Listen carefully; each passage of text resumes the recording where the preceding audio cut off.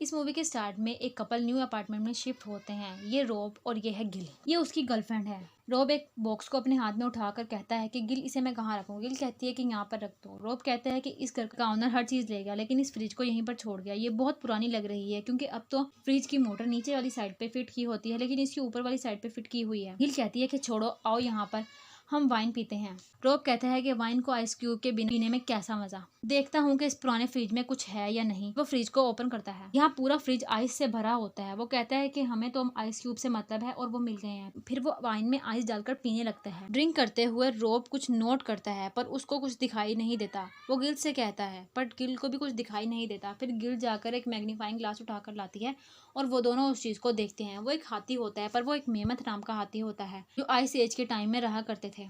गिल कहती है कि ये एक छोटा मेमथ टॉय है, शायद किसी ने इसको फ्रीजर के अंदर रख दिया था और वो पानी में जम गया। चलो आओ देखते हैं, क्या पता फ्रीजर में इस तरह के और भी टॉय हों। गिल फ्रिज के डोर ओपन करती है और कुछ सामान निकालती है।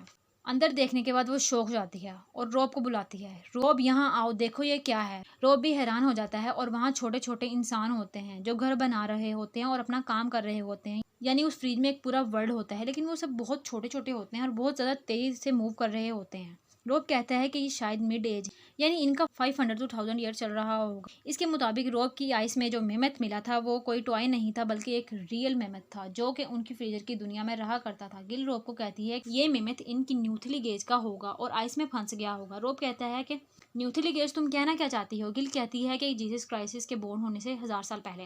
रोब कहती है फिर तो इनके टाइम में जीसस क्राइसिस भी होते होंगे। गिल कहती है कि क्या पता, चलो आओ पहले इसको दफना देते हैं। फिर वो आइस क्यूब में से निकले हुए मेमथ को उठाकर फ्लावर पॉट में दफन कर देते हैं। ये सब करने में उनको 10 मिनट लगते हैं। 10 मिनट के बाद जब वो दोबारा फ्रीजर में देखते हैं, फ्रीजर में बहुत ज़्यादा चेंजिंग हो चुकी होती हैं। वहाँ सब कुछ न्यू हो गया होता है। सिर्फ 10 मिनट में ये इतना डेवलप कैसे हो सकते हैं। वहाँ का टाइम बहुत ज़्यादा फास्ट चल रहा होता है। फ्रीजर के अंदर अब इंडस्ट्रियल एवोल्यूशन चल रहा है, यानी 1800-1900 का टाइम चल रहा है। वो बहुत तेज़ी से ग्रो हो रहे होते हैं। वहाँ बहुत सारी बिल्डिंग्स भी बनती हैं। फ्रीजर के लोगों के लिए टाइम नॉर्मल चल रहा होता है क्योंकि अब फ्रीजर के अंदर एक बिल्डिंग पर बैठे दो आदमियों को दिखाया जाता है जो फ्रीजर से बाहर देख रहे होते हैं और वहाँ रोब और गिल विदाउट एनी मूवमेंट साकिंग नजर आते हैं। जैसे हमारे लिए उनकी दुनिया फास्ट है, वैसे ही हमारी दुनिया उनके लिए बहुत स्लो है। दो इंसानों में से एक पूछता है कि ये लोग कौन है, ये कई सालों से हमें देख रहे हैं, वो कौन है क्या पता, पर इस लड़की के मुंह में जो ब्रोकली है वो दिखने में बहुत बुरी लग रही है। वो फिर बिजी हो जाते हैं।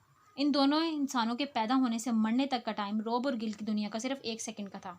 अब उस मिनी वर्ल्ड में कोविड का टाइम चल रहा है, यानी 2019 से 2021। अब तक जो मिनी वर्ल्ड में दिख रहा था वो हमारे वर्ल्ड में ऑलरेडी हो चुका है, लेकिन जो अब होगा वो हमारा फ्यूचर होगा। अपना फ्यूचर देखने के लिए वो बहुत ध्यान से अंदर की तरफ देखता है और समझ आता है कि यहाँ पर कोई प्रॉब्लम है। और फिर एक न्यूक्लियर बॉम्ब वहाँ पर ब्लास्ट होता है और इसका असर रोब के ऊपर भी पड़ता है। रोब का फेस रेड हो जाता है क्योंकि वो बहुत करीब से देख रहा था। इसका मतलब था कि एक न्यूक्लियर वॉर होने वाली है। और फिर गिल फ्रीजर को बंद कर देती है और कहती है कि ये कैसे लोग हैं, लगता है कि ये हमसे भी ज़्यादा बुरे लोग हैं। खैर तुम अपना मुंह देखो कितना लाल हो गया है। और फिर रोब अपना फेस ब्रेड मशीन के ऊपर देखता है। फिर वो कहता है कि ठीक है, कुछ खा लेते हैं। डिनर करते हुए वो सोच रहे होते हैं कि वहाँ क्या हो रहा होगा। रोब कहता है कि वहाँ कुछ लोग बच गए होंगे और उन्होंने दोबारा से सब कुछ क्रिएट कर लिया होगा। गिल उसको कहती है कि तुम क्यों इतना सोच रहे हो, चलो हम खोल कर खुद देख लेते हैं। इस बार वो फ्रिज को पूरे 1 घंटे के बाद खोल रहे थे। जब पहले उन्होंने 10 मिनट के बाद खोला था तो वहाँ पर कई साल गुजर चुके थे, यानी 1 घंटे के बाद वहाँ पर हज़ारों साल गुजर चुके होंगे। फिर वो देखते हैं कि सच में कुछ लोगों ने बचकर मिनी वर्ल्ड को दोबारा से रीबिल्ड कर लिया है। वहाँ आसमान में चलने वाली गाड़ियाँ, ट्रैफिक सिग्नल्स और काफ़ी सारी बिल्डिंग्स जो कभी नहीं देखी गई देख रहे होते हैं और उनको देखकर खुश हो रहे होते हैं। न्यूक्लियर पावर को पॉजिटिवली जैसे हम यूज़ कर सकते हैं वैसे ही वो यूज़ कर कर खुद को अपडेट कर लेते हैं। अब उस मिनी वर्ल्ड में 5000 ईयर चल रहा होगा। यहाँ एक पिरामिड की शेप में एक बिल्डिंग बनाते हैं।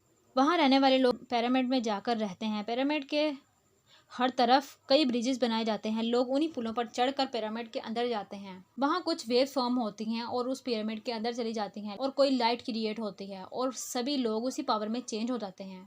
वो पिरामिड इर्द गिर्द की सारी चीज़ों को अपने अंदर सक कर लेता है। वो पिरामिड भी एक ब्लैक होल में चेंज हो जाता है। वहाँ से ब्लू लाइट वेव फॉर्म होती हैं और फ्रीजर से बाहर निकलकर रोब और गिल के चारों तरफ मूव करती हैं। वो बहुत ही ब्यूटीफुल सीन लग रहा होता है। रॉब और गिल भी इसको बहुत इंजॉय करते हैं। फिर वो लाइट फ्रीजर के अंदर चली जाती हैं। इनसे मिलकर एक एनर्जी पैदा होती है और फिर सब गायब हो जाता है। फिर रॉब कहता है कि बस इतना ही। गिल, तुम्हें क्या लगता है कि वो वापस आएंगे? गिल कहती है कि रॉब, मुझे नहीं लगता कि अब वो वापस आएंगे, पर हमने अपना फ्यूचर देख लिया जो आज तक किसी ने भी नहीं देखा। वो फ्रिज की वायर निकाल कर सोने चले जाते हैं और नेक्स्ट मॉर्निंग कॉफ़ी पीते हुए वो दोनों यही सोच रहे होते हैं कि फ्रिज को खोल कर देखना चाहिए। और फिर वो फ्रिज को ओपन करके देखते हैं और खुश हो जाते हैं।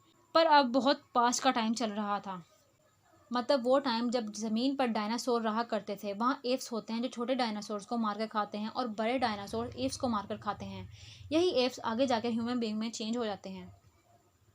फिर वहाँ आइस एज का टाइम आता है, फिर मेडिकल एज आती है, इंसान घर बनाने लगते हैं, और फिर इंडस्ट्रियल रेवोल्यूशन आता है, और फिर मॉडर्न एज। इस तरह ये साइकिल कंटिन्यू होता रहता है और ये सब रॉब और गिल देख रहे होते हैं और फिर ये मूवी एंड हो जाती है।